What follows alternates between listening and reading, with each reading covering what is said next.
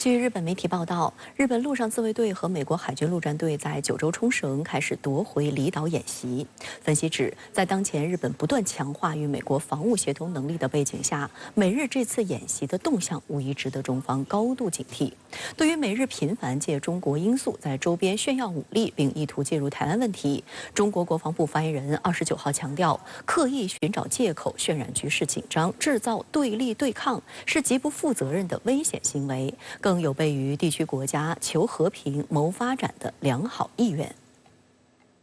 日媒称，这一名为“铁拳”的例行演习从2006年起在美国本土实施，去年起改在日本进行。参与这次演习的包括日本陆上自卫队的水陆机动团约600人，该部队被称为日本版海军陆战队，是专门针对夺岛作战而设立的特种部队。美国海军陆战队则以驻扎在冲绳的快速反应部队为主。负责运送登陆部队和装备的海上自卫队及美国海军舰艇也加入训练。那我们都知道，这个日本自卫队从2018年开始有所谓的水陆机动团正式成立，而且过去来在装备上、在人力上不断的发展。它就是美国海军陆战队一手打造的日本版的海军陆战队，而它主要执行任务的方向就是整个西南诸岛。尤其是围绕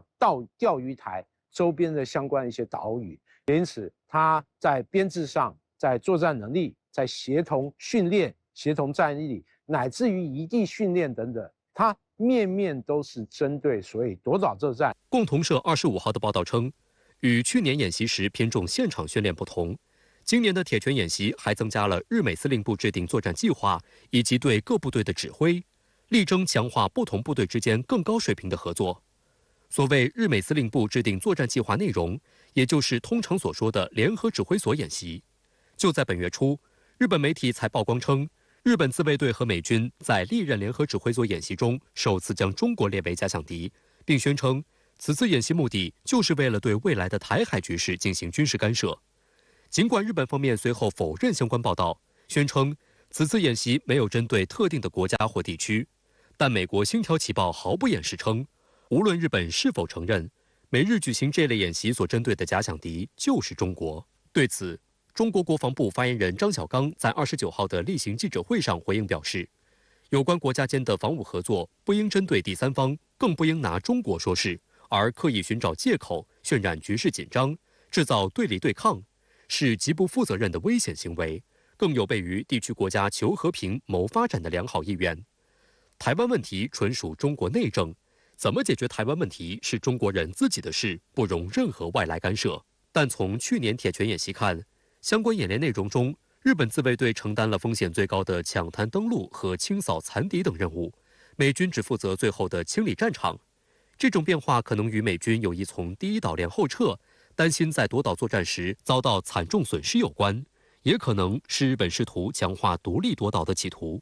因此，今年铁拳演习中，美日各自的演练内容将出现什么变化，值得关注。我想这个有鉴于这个中美之间军事力量消长所产生的影响，特别是众所周知，解放军在过去10年来，它远端远程的打击能力越来越强。姑且不论所谓的东风21D、东风26这个反舰弹道导弹对它航母打击群的威胁，像所谓的关岛快递、冲绳快递。这种弹道导弹所构成的中远程这个火力覆盖，事实上让美国在这个整个这个驻日的基地乃至于关岛，他都感觉到非常不安全。事实上，在包含第一岛链在内的整个印太地区，美军近来的活动非常活跃。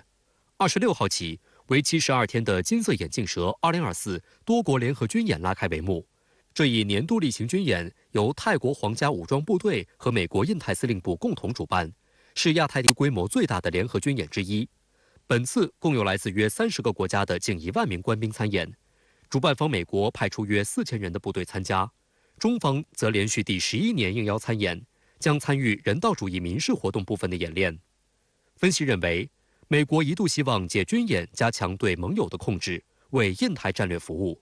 但与中国保持友好的泰国希望淡化演习的对抗性。这使得金色眼镜蛇有别于美国与其他印太盟国的军演。不过，美国借助其他多边安全合作机制搅局亚太的用心依然值得警惕。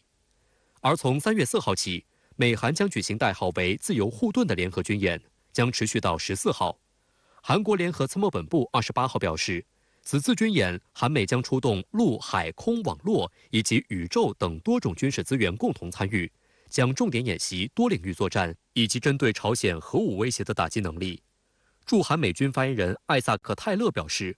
自由护盾旨在加强联合防御态势和联盟反应能力。所谓的联合国军司令部成员国也将参加此次联演。此外，本月9号，美国和菲律宾举行了两国最近几个月来的第3次所谓海空联合巡逻。19号，菲方3架 FA-50战机还与美军1架 B-52H 轰炸机在菲专属经济区内展开所谓联合空中巡逻。解放军南部战区发布消息称，当天南部战区组织一线海空兵力严密监控，情况尽在掌握。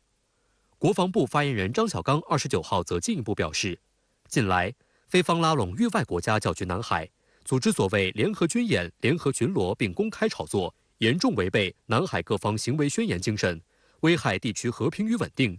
与地区国家致力于维护南海和平稳定的努力背道而驰。需要强调的是，美方不是南海问题当事国，应恪守在南海问题上不持立场承诺，停止插手干涉、拱火滋事的恶意行为。南海是地区国家的共同家园，中方坚持同有关当事国通过对话协商、管控分歧，对一切侵权挑衅行径，中国军队始终严阵以待，坚决反制，坚定捍卫领土主权和海洋权益。值得注意的是，美国会参议院军事委员会在本月初通过现任美军太平洋舰队司令塞缪尔·帕帕罗上将出任美国印太司令部司令的人事案。在提名的听证会上，帕帕罗则借机炒作起了台海问题，警告称，乌克兰长期冲突无法打消中国大陆在台湾问题上采取军事行动的念头。塞缪尔·帕帕罗如果接替阿奎利诺担任美军印太司令部司令，说明美国在印太地区的军事战略不会发生大的变化，仍然是在所谓的印太地区呢遏制中国。因为塞缪尔·帕帕罗和阿奎利诺有着相似的履历，例如呢都是舰载机飞行员出身都担任过美国海军太平洋舰队司令对华态度呢也都很强硬。而美国总统拜登呢之所以提名塞缪尔·帕帕罗接替阿奎利诺，也正是看中了这些因素。14届全国人大2次会议和全国政协14届2次会议将分别于3月5日和3月4日在北京开幕。国务院新闻办公室2月29号下午举行国务院政策例行吹风会，介绍2023年国务院各部门办理全国人大代表建议和全国政协提案工作有关情况。全国两会临近，深圳卫视记者也第一时间探访了刚刚启用的两会新闻中心。吹风会介绍，2023年。国务院各部门共承办全国两会期间提出的人大代表建议7955件，政协提案4525件，分别占建议提案总数的95.7%、96.5%，已经全部按时办结。交通运输部副部长王刚介绍，近年来越来越多人开始驾驶新能源车，但是跑高速充电难越来越成为很多新能源车主关注的问题。针对就完善高速公路充电设施建设提出的建议，交通运输部截至2023年底，累计建成充电桩2.1万个，高速公路沿线充电基础设施网络进一步完善。今年，交通运输部将继续持续推动公路沿线充电基础设施建设，计划新增公路服务区充电桩3000个，充电停车位5000个。为公共出行提供更加便捷、高效的出行服务。那我注意到一个特别突出的特点，就是务实。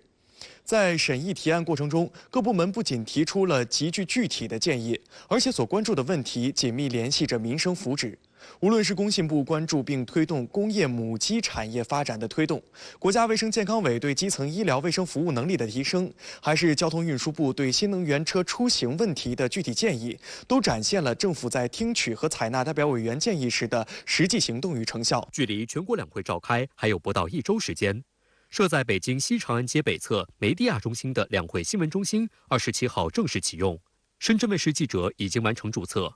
据悉，有3000多名中外记者报名采访全国两会，其中超1000名记者来自境外。记者人数有明显增长。我现在所在的位置就是北京西长安街的美地亚全国两会新闻中心。每年的两会期间，这里都将召开10多场人大和政协的记者会。目前已经陆陆续续有参会的媒体和工作人员们在调试设备，为两会召开做一些准备工作。届时也会有一系列的采访活动将在这里举行。现在我手上拿的就是代表深圳卫视领取的我和同事们在今年两会的参会报道的证件。从拿到这些沉甸甸的证件开始，我感觉自己已经迈入了两会的工作节奏。